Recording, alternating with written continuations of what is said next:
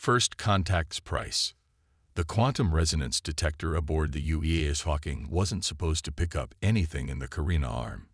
Deep space surveillance was routine, boring even. But Dr. Maya Chen's hands trembled as she verified the reading for the fourth time. The signal pulsed with an intelligence that couldn't be denied, a desperate plea that had traversed thousands of light years. "Captain Rivera," she called over the comm, her voice steady despite her racing heart. "You need to see this." The captain arrived minutes later, his weathered face illuminated by the holographic display. The message repeated its cycle, a complex series of mathematical sequences followed by what could only be coordinates, but it was the energy signature that made Maya's blood run cold. The transmission was being broadcast at an energy level that would have destroyed most broadcasting arrays. "They're burning their own technology to send this," she explained. "Whatever's happening out there, they're desperate enough to destroy their own infrastructure to call for help." Rivera's jaw tightened. In 20 years of deep space exploration, humanity had yet to make first contact. Now their first alien transmission came wrapped in the electronic equivalent of a scream. "Can you decode it?" he asked. Maya nodded, her fingers dancing across the haptic interface. "The mathematical sequence is elegant. They're using universal constants as a cipher key. Give me an hour." It took less than 30 minutes. The message unfurled in their ship's eye matrix, converting alien concepts into human language. As the translation crystallized, Maya felt her professional detachment crumbling. "We are the Velari," the message began. "Our civilization faces extinction. The entity we know as the Nexus Collective consumes all in its path. We broadcast to any who might hear. We offer knowledge, technology, anything in exchange for aid. Please, we have less than one orbital cycle remaining." The attached coordinates pointed to a star system 2 weeks away at maximum FTL. Rivera was already moving, calling up the ship's stellar charts. "How old is the transmission?" he asked. "Based on quantum decay, 3 months." Maya's voice caught. "Captain, if they only had one orbital cycle when they sent this, we might already be too late," he finished. "But we have to try. Alert Earth Command. I want every ship in the sector redirected to these coordinates. And Maya." He paused at the door. "Good work. Humanity's first contact may not be what we hoped for, but at least we know we're not alone." The next 14 days aboard the Hawking felt like an eternity. More ships joined them: the UES Gagarin, the UES Tsiolkovsky, and 3 others. A small fleet by Earth standards, but they were the closest vessels to the coordinates. Maya spent the time studying the Velari transmission, trying to glean every possible detail about their would-be allies. The message contained more than just a plea for help. Technical data was woven into the transmission: specifications for their technology, basic cultural information, and most importantly, details about their enemy. The Nexus Collective was a bioorganic hive mind that consumed other species, not just physically but culturally. It absorbed knowledge, technology, and genetic material from its victims, growing ever more powerful. But it was what the message didn't say that fascinated Maya. The energy requirements for the transmission suggested a civilization far more advanced than humanity. Yet they were calling for help from unknown species, offering their knowledge freely in exchange for aid. Either they were incredibly trusting or incredibly desperate. When they dropped out of FTL at the target coordinates, the answer became clear. The Velari home system was a battlefield. Massive organic structures wrapped around the third planet like cancerous growths. The space around it was littered with debris, the remains of what must have been orbital defenses. Multiple contacts. The tactical officer announced, bioorganic signatures matching the profile from the Velari data. There they're eating the debris, incorporating it into their mass. Maya watched in horror as tendrils of living matter reached out from one of the larger structures, pulling in a piece of destroyed spacecraft. The material was visibly broken down and absorbed into the creature's bulk. "We're being hailed. Communications reported. It's, both sides are trying to contact us. Rivera straightened in his command chair. Put them both through. Split screen. The view screen divided. On one side, a creature that looked almost like a jellyfish made of crystal and light. A Velari. On the other, a writhing mass of organic tissue with multiple eyes and speaking appendages. The Nexus. You have come, the Velari transmitted. Their thoughts converted to words by the ship's eye. But you are unexpected. Your ships are so few, so small. Your biological and technological distinctiveness will be added to our own. The Nexus announced simultaneously. Do not interfere with our consumption of the Velari. Their resistance is inefficient. Rivera stood, his expression hard. I am Captain Miguel Rivera of the United Earth Shiphawking. We received your distress call, Velari, and we've come to help. As for you, he turned to the Nexus. Humanity doesn't respond well to threats. You don't understand, the Nexus replied. We are evolution perfected. We incorporate the strengths of all species we encounter. Your vessels are primitive. Your weapons inefficient. You cannot stop the inevitable. Maya watched Rivera's face, saw the slight smile that crossed it. It was the same expression her grandfather used to get before telling her stories about humanity's bloodier history. You know, Rivera said conversationally, humans have a saying about evolution. It's not the strongest species that survives, nor the most intelligent. It's the one most adaptable to change. He nodded to Tactical. Show them what primitive humans can do. The HFY Hawking's main gun wasn't particularly advanced. It was, in essence, a massively scaled-up version of a railgun, a weapon humanity had been perfecting for centuries. It fired a depleted uranium round at a significant fraction of light speed. The round punched through 3 of the Nexus's orbital structures before they could react.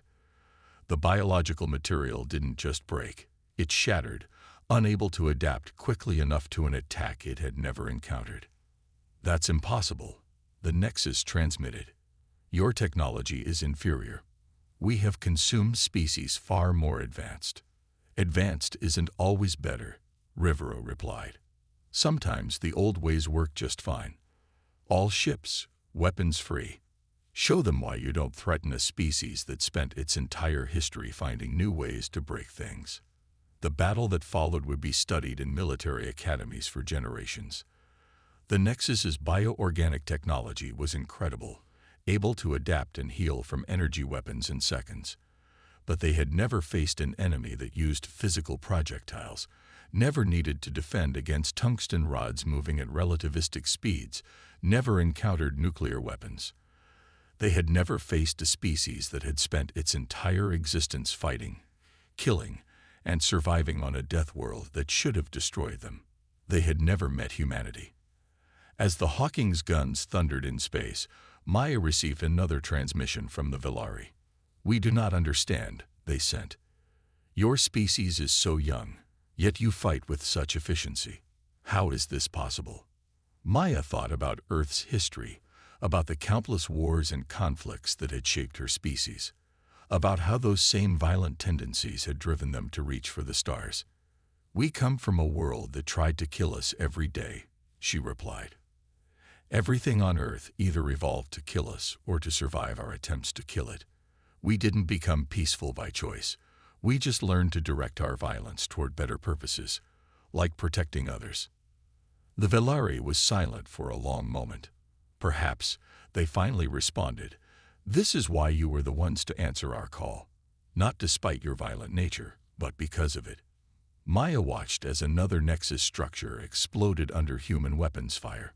Maybe, she agreed. Or maybe the galaxy needed a reminder that being peaceful doesn't mean being helpless. Sometimes you need predators to protect the peace. As the battle raged on, Maya couldn't help but smile. Humanity's first contact might not have been what anyone expected, but they were certainly making an impression. The galaxy was about to learn why Earth was classified as a death world, and why its children were the ones you called when peace wasn't an option anymore. The weight of survival. Admiral Sarah Blackwood stood before the United Earth Council, her hologram projected into the center of the chamber. The faces of humanity's leaders showed varying degrees of concern as they reviewed the footage from the UES Hawking's encounter. "Let me be clear," she said, her voice carrying the weight of 30 years in the Space Force. "The Velari civilization is on the brink of extinction. Our preliminary strike caught the Nexus off guard, but they're adapting. Captain Rivera's fleet bought us time, nothing more." The council chamber's display filled with images of the Nexus structures, their biological mass already showing signs of developing armor against kinetic weapons. The victory had been decisive but temporary. "And what do we know of these Velari?" Councillor Chen asked, leaning forward. Why were they unable to defend themselves against this threat? Sarah nodded to her aide, and new images appeared. Crystalline cities that seemed to grow from the planet's surface. Technology so advanced it appeared magical. The Velari were once apex predators, not unlike ourselves. But they made a choice we never did. They engineered themselves for peace. A murmur ran through the chamber. Sarah continued, 3,000 years ago, they decided that their violent instincts were holding them back. They used genetic engineering to suppress their aggressive tendencies. It worked. They built a utopia. But they lost something in the process. The killer instinct, the will to fight. And now they need us to fight for them. Councillor Patel observed. The descendants of Earth's death world, coming to save those who chose peace over strength. The irony isn't lost on them. Sarah replied. Dr. Chen's conversations with their leaders have been enlightening. They see us as both salvation and warning. A glimpse of what they once were, and perhaps what they should have remained. The council chamber fell silent as new tactical projections appeared. The Nexus had already begun fortifying their position around the Velari homeworld.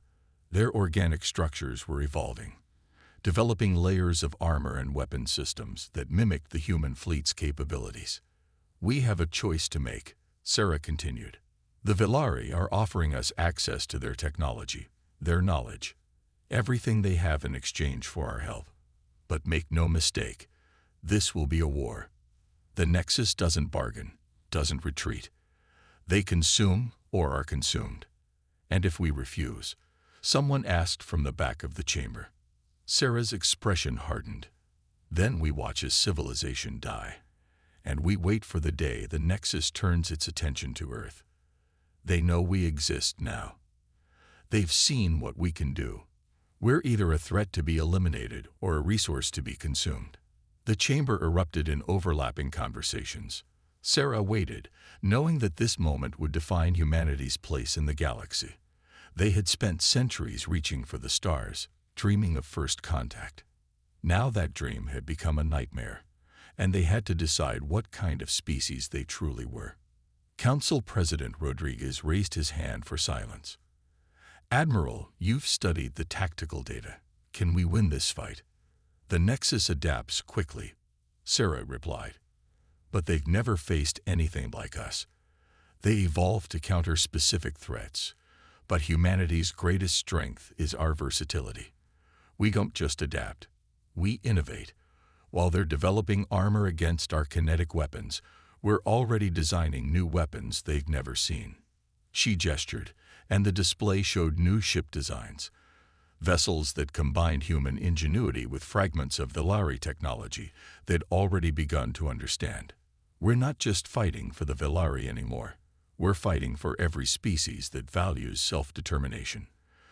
For the right of all civilizations to choose their own path, even if that path is one we wouldn't choose ourselves. The council deliberated for hours. Sarah stood patiently, answering questions about logistics, casualties, and strategic objectives. Finally, President Rodriguez called for a vote. The decision was unanimous. Within hours, the largest fleet humanity had ever assembled began to mobilize. Ships that had been scattered across Earth's colonial sphere converged on predetermined rally points. Weapons factories that had been dormant for decades roared to life.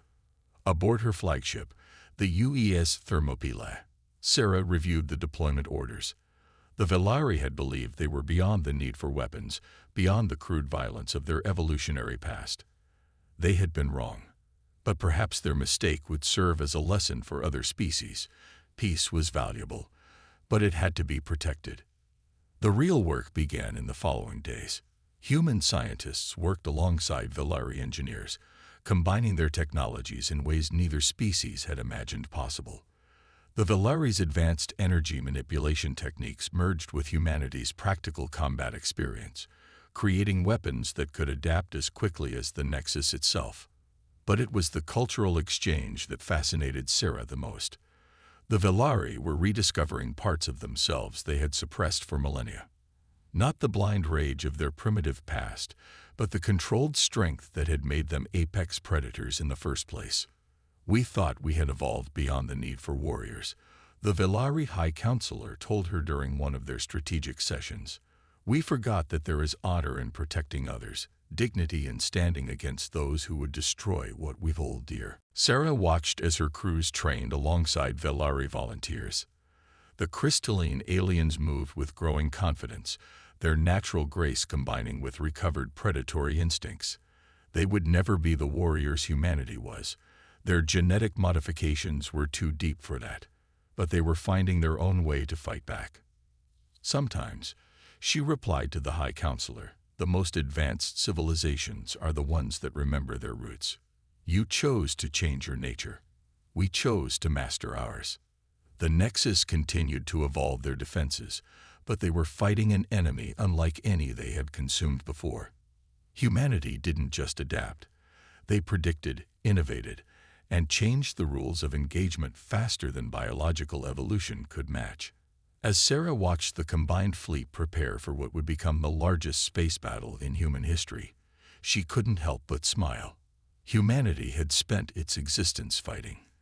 Against nature, against itself, against the very world that had birthed them. Now they would fight for something greater than themselves. The Velari had called for help, expecting perhaps to be saved. Instead, they had found partners, teachers who would show them that strength and peace weren't opposites, but complementary forces. That sometimes the greatest gift of evolution wasn't the ability to change, but the wisdom to know what should remain constant. The war for the galaxy's future was about to begin, and humanity was ready to show the cosmos why Earth's children were both its greatest warriors and its most determined protectors, predators among stars. Captain James Chen of the UES Artemis watched his tactical display with predatory focus. The combined human Velari fleet had dropped out of FTL at the edge of the system, and the scope of the Nexus's adaptation became immediately clear. Where once there had been organic structures, now there were crystalline fortresses bristling with weapons that mimicked human technology. They'd been busy, his XO, Commander Yuki Tanaka, remarked quietly. Those look like our own railgun designs, but biological. Copying our homework, James agreed, but they don't understand the principles behind it. Look at the barrel lengths. They're inefficient. The Nexus copies, but it doesn't innovate. The fleet's AI tactical network was already analyzing the enemy's adaptations, identifying weaknesses that the biological hive mind couldn't see. Humanity had spent centuries perfecting the art of war, understanding not just how weapons worked, but why they worked. All ships, this is Admiral Blackwood. The fleet-wide channel crackled. Execute Operation Thunderbolt. Remember your training. They may adapt to our weapons, but they can't adapt to human ingenuity. Good hunting. James allowed himself a tight smile. The Nexus had spent the last month developing defenses against humanity's kinetic weapons. They were about to learn that humans had been developing new weapons for just as long. Launch the drones, he ordered. From the Artemis and dozens of other ships, swarms of small, unmanned craft emerged. They looked fragile, almost defenseless. The Nexus's biological sensors would detect no weapons, no threat. That was the point. The enemy responded predictably, their massive bioorganic weapons turning to track the incoming swarm. Energy beams and modified railguns opened fire, swatting the drones from space. But for every drone destroyed, two more took its place. Phase 1 complete, Yuki announced. Their point defense network is fully committed. James nodded. Signal the Velari. Begin Phase 2. The real attack began without warning. The Velari ships, previously hanging back, suddenly surged forward. Their crystalline hulls began to resonate at frequencies that human scientists had spent weeks calculating. The Nexus's biological sensors, overwhelmed by the drone swarm, didn't register the danger until it was too late. The resonance hit their modified structures like a hammer striking glass.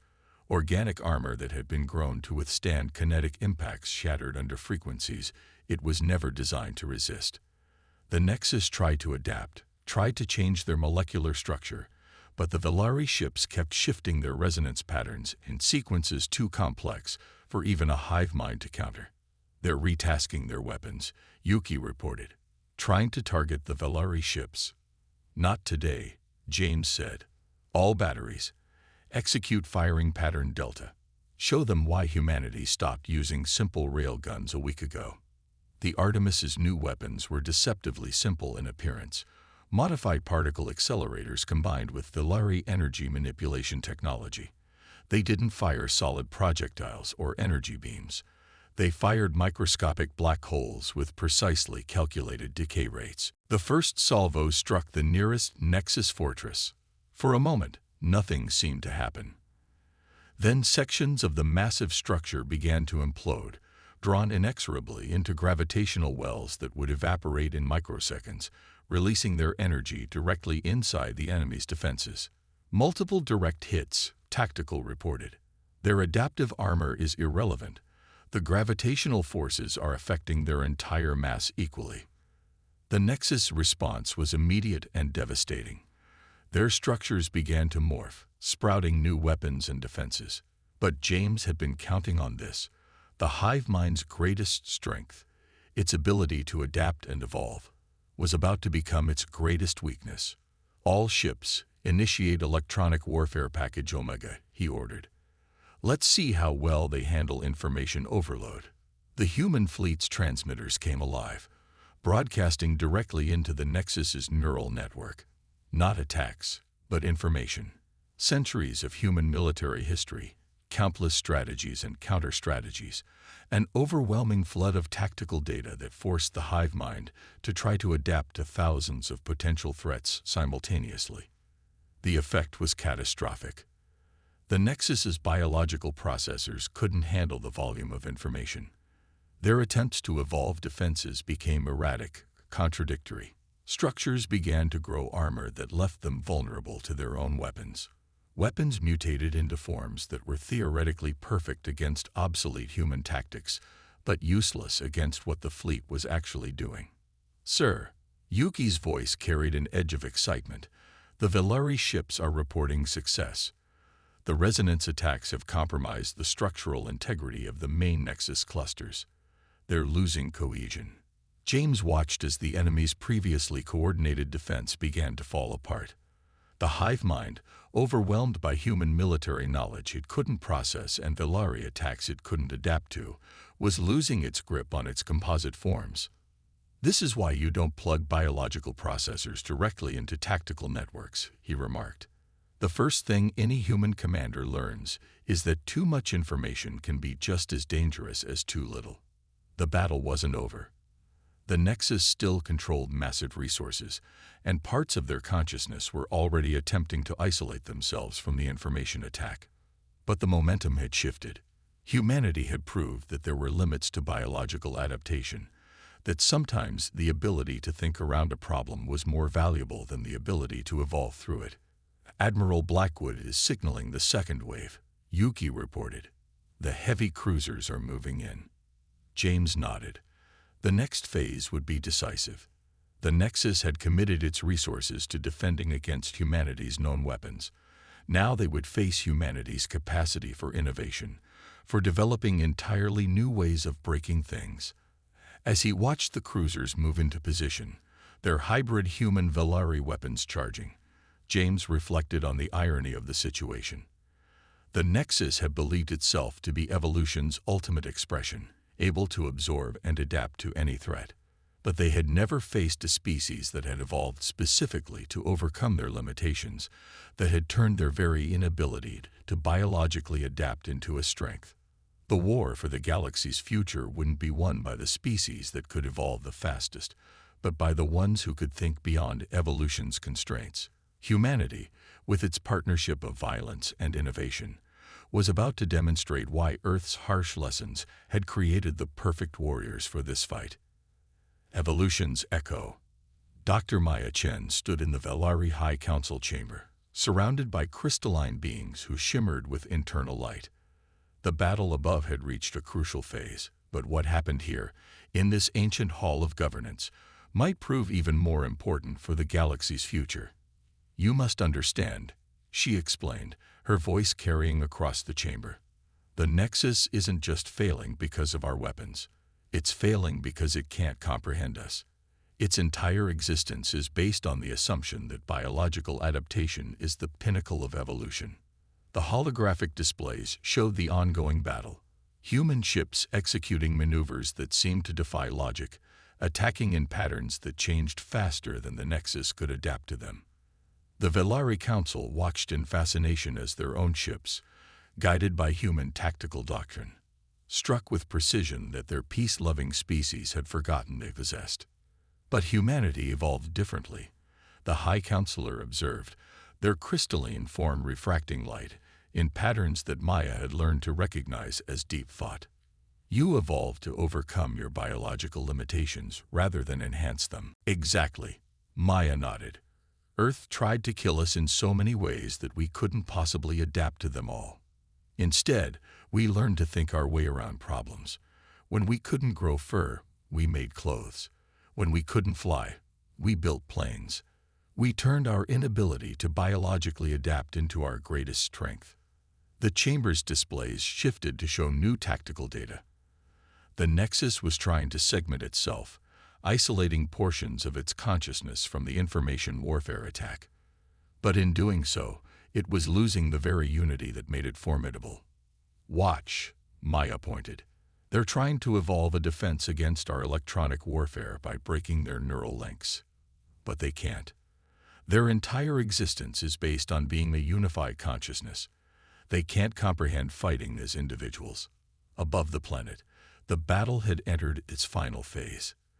The human fleet's apparent chaos resolved itself into complex patterns, each ship acting independently, but as part of a greater strategy that emerged from their collective actions.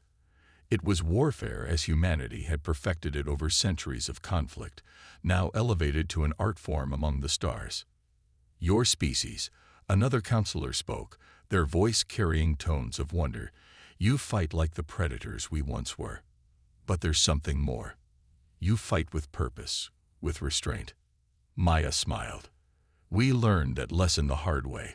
Earth's history is full of wars, but we survived them because we learned that victory without purpose is meaningless. We fight not because we love violence, but because we understand its necessity. The tactical displays showed the Nexus forces continuing to fragment. Their attempts to adapt to human tactics became increasingly erratic as they tried to process too many possibilities simultaneously. They had evolved to absorb and incorporate the strengths of other species, but humanity's strength couldn't be absorbed.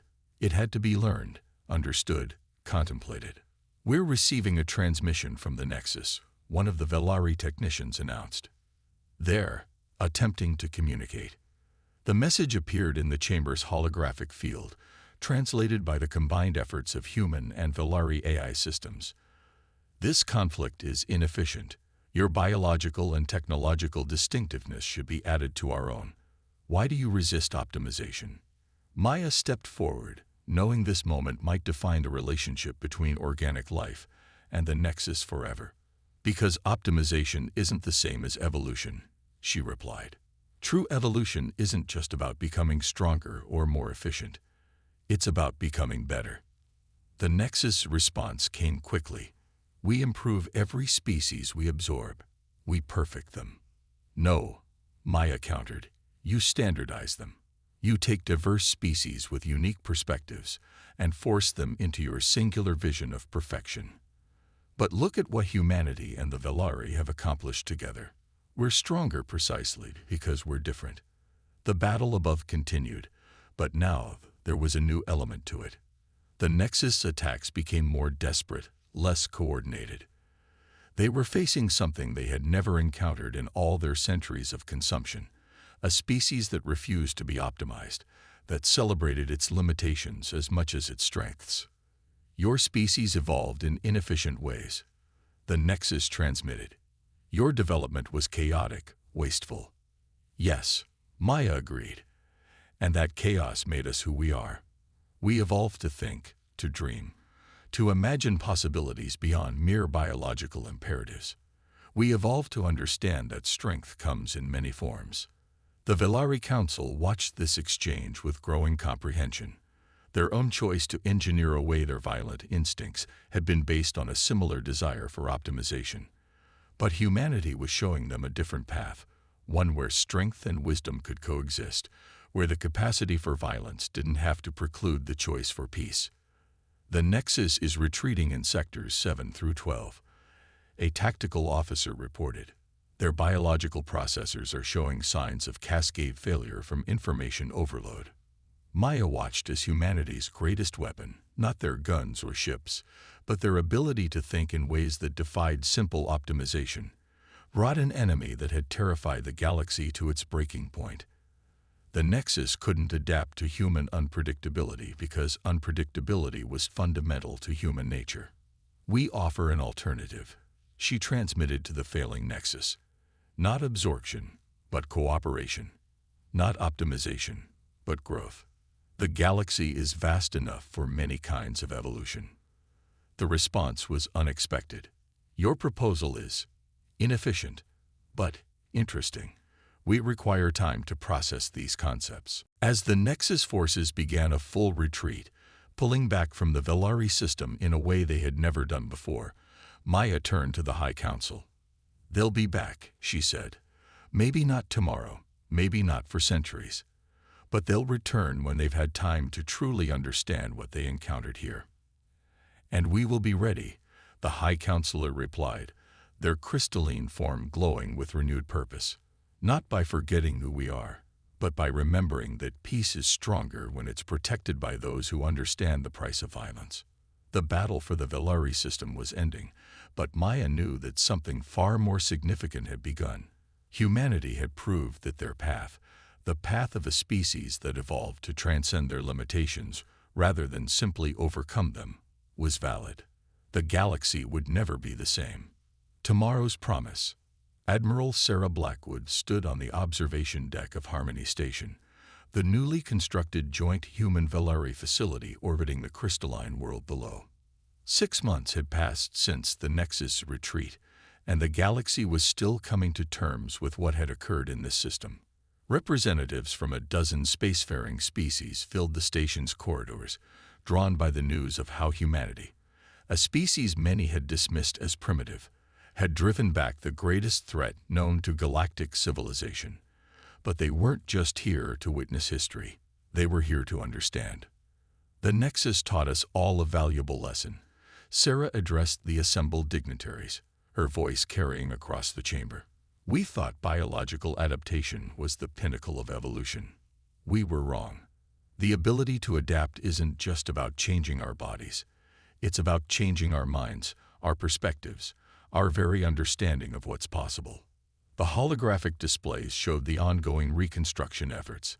Human engineering teams worked alongside Velari craftsmen, combining their technologies in ways neither species had imagined possible. Where the Nexus had tried to forcibly absorb and optimize, humanity and the Velari were demonstrating the power of willing collaboration. But there's something else you should understand, Sarah continued, turning to face the assembled aliens directly. Humanity didn't win this battle because we're stronger or more advanced or even more adaptable. We won because we understand something fundamental about existence that the Nexus forgot. Diversity isn't inefficient. It's essential. A Marith ambassador, their feathered crest rippling with interest, stepped forward. Yet your species evolved on what we would classify as a death world. Your very existence is a testament to the power of adaptation.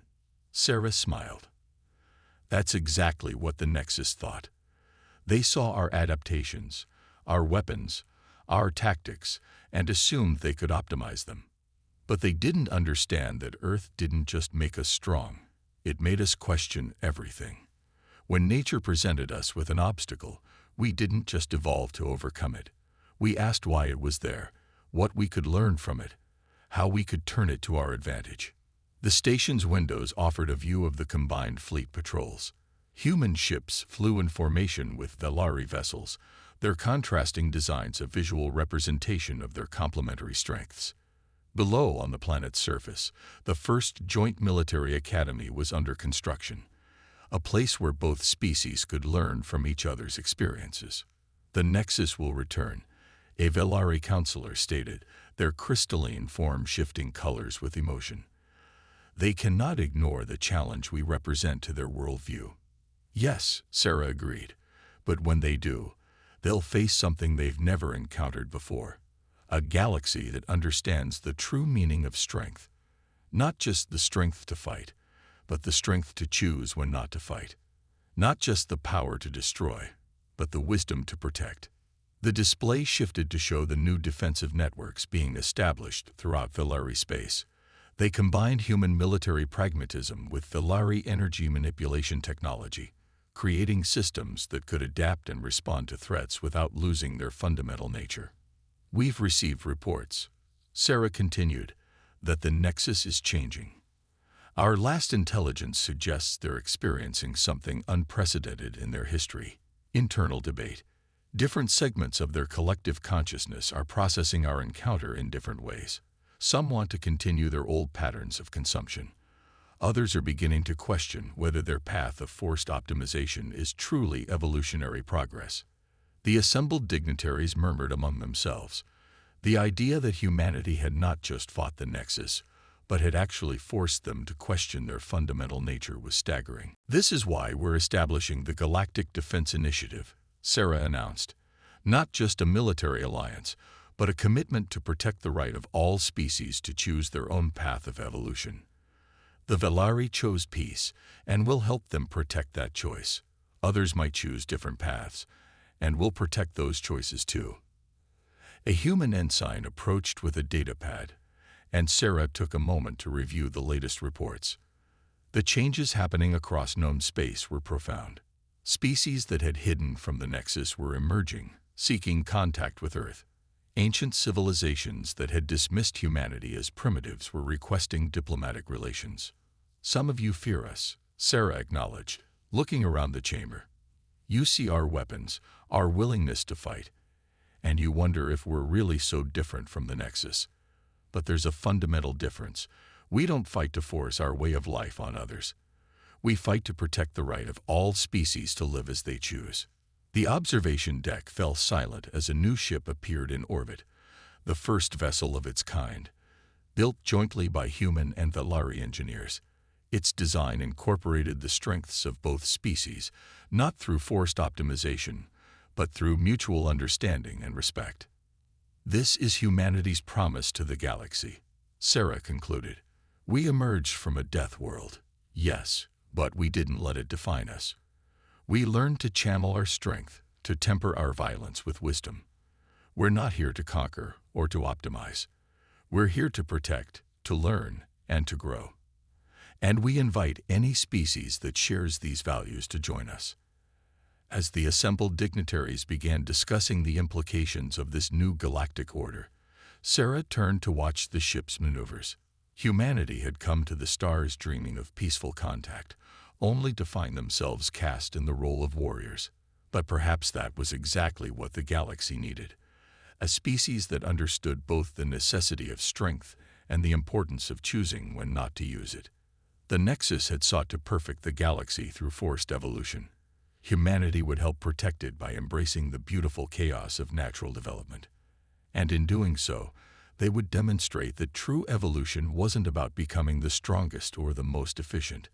It was about becoming something more than what you were before, while still remaining true to what made you unique. As the first ambassadors began signing the Galactic Defense Initiative Charter, Sarah couldn't help but smile. Earth's children had finally found their place among the stars, not as conquerors or optimizers, but as guardians of diversity itself. The galaxy would never be the same, and that was exactly as it should be.